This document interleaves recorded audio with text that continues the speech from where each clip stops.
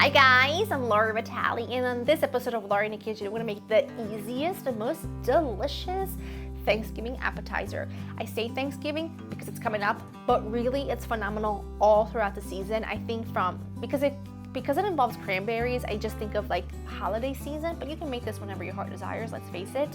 It is particularly delicious from the month of October to January 1st. It is baked brie in a bread loaf with fig jam, homemade cranberry sauce. It is so fantastic. You're going to love it. Let me show you what I've got here because it's very few ingredients, but they're all the right ones. You're gonna need a nice, round, crusty loaf of bread, a wheel of brie. This is the bigger of the two. You know how they have the smaller one and then the bigger one? This is the bigger one, clearly. This is some homemade cranberry sauce. This is my homemade cranberry sauce. If you're gonna use a store-bought, make sure you use like a whole berry cranberry sauce because you really need those cranberries. And then this is an orange fig jam. I did not make it, although I could have, but I didn't. You can find them in every grocery store. You can find fig jams in every grocery store. If you can find only a plain one, that's fine. Add a little orange zest to it. It is phenomenal. This is so good, just you wait. I've got my oven preheated to 375. I have a baking sheet ready. Now all I have to do first is trace the size of my brie, of my wheel of brie, right? So I'm gonna just go ahead and cut. You don't wanna cut all the way through, but enough that we can scoop a lot of the inside out.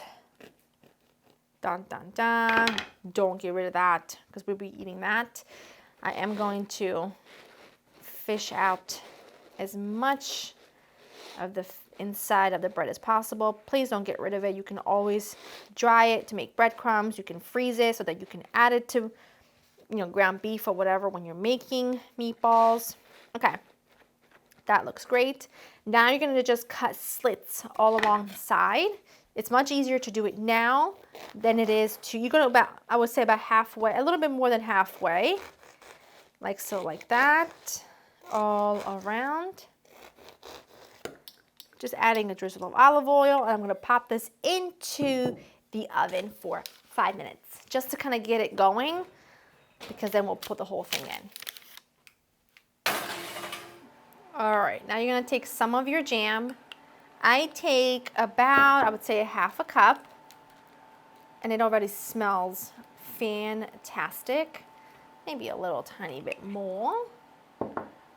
I already made this, I made this a week ago for my girlfriend and I. We had like a little girls' dinner and I made this and it was flying. So what I did here is I take off the top shelf. The rind is completely edible, and in fact I leave the rest of it in. And the reason why I do that is because it kind of protects the brie from essentially oozing out of the bread as you cut into it, because although that's exciting and wonderful and delicious and all, it can be kind of difficult to eat when it starts to kind of ooze out really quickly. So that rind does help keep it all intact. And I will show you when we get there. Look how pretty that is. It's like a bloomin' onion, but it's a bloomin' brie. Okay, and then you take your cranberry sauce. This is homemade cranberry sauce. And then you just all over the top. I know brie and cranberries is such a classic. People love it for a reason. And a lot of times it's wrapped in puff pastry, which I've done many, many, many times. But there is something so special about the crunch of the bread with the cheese and the sweetness of the cranberry sauce that is just dynamite, if I do say so myself. And I'm just gonna go ahead and pop this back into the oven for like 15-20 minutes, and I'll show you what it looks like when it's done. You can just like tell by the fact that it's like starting to ooze that this is gonna be complete perfection. See, we made those slits in there, so it's easy to get it out. And the rind, see how it helps? Because once I poke this, then it is all gonna ooze out. And so it's easier to keep the rind on so that it keeps everything from literally oozing out the second you open it. But look at this. I mean, come close. Come close.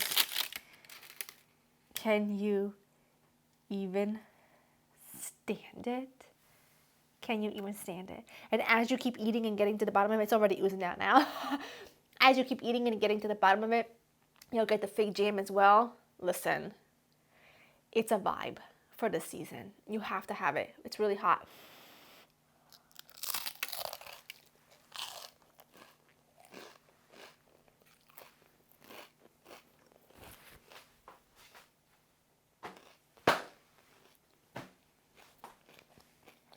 Bye. We need to be alone. We gotta be alone. Go to laureandthekitchen.com for the written recipe. Not that you need it. You layer and you bake and it's delicious. Divine. I'll see you in the next one. Happy Thanksgiving.